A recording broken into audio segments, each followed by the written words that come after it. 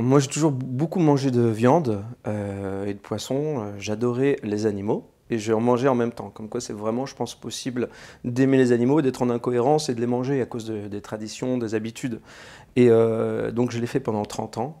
Et à l'âge de 30 ans, quand j'ai déménagé en Belgique, on a eu une petite ferme. Il y avait une chèvre, il y avait des poules, on avait des chiens, etc. Et depuis tout petit, donc, j'ai vraiment beaucoup d'affection pour les animaux. Et un jour, je suis carrément tombé in love avec une poule. C'était ma copine qui me suivait partout. Et à tel point que j'étais en train de manger mon poulet frites un dimanche sur la terrasse dans cette ferme chez nous. Et j'avais la poule sur mon épaule et qui voulait de mon autre bout de poulet, etc.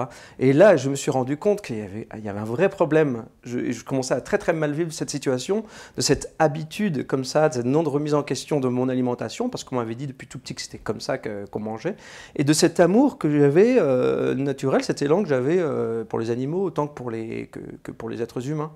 Et la même semaine, nous sommes allés à Lille, à la grande braderie de Lille, dans laquelle il y avait un stand d'L214. Et un jeune militant d'une vingtaine d'années, très gentil, m'a donné un dépliant et on a un peu discuté. Et très gentiment, il m'a mis face à mon incohérence, il m'a dit tu as l'air de connaître et d'aimer les animaux, ça c'est un fait, mais c'est très étonnant que tu les manges, c'est un peu bizarre.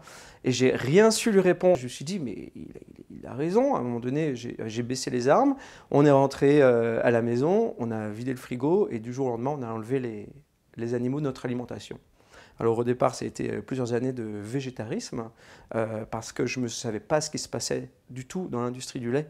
Je ne savais pas que les vaches étaient torturées à ce point-là, que c'était des usines à lait qui produisaient 10 000 litres par an, qui étaient toujours malades avec des infections dans le pis, etc.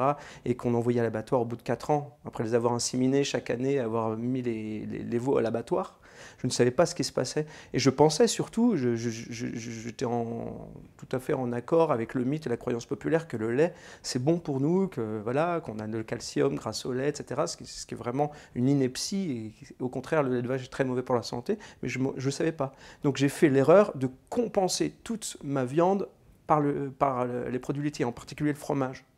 Ce que font beaucoup de gens qui ne se rendent pas compte de ce que c'est que le fromage et le lait pour la santé et pour les animaux. Et donc, du coup, j'ai pas été équilibré du tout. J'ai continué de grossir, de pas être bien, de pas être en forme. Et de fil en aiguille, on s'est rendu compte de ce que c'était que le lait, ce que c'était le fromage. En plus, j'ai été intolérant au lactose, donc ça a accéléré les choses. Et depuis, on a un régime végétalien. Et depuis, je me sens évidemment beaucoup mieux.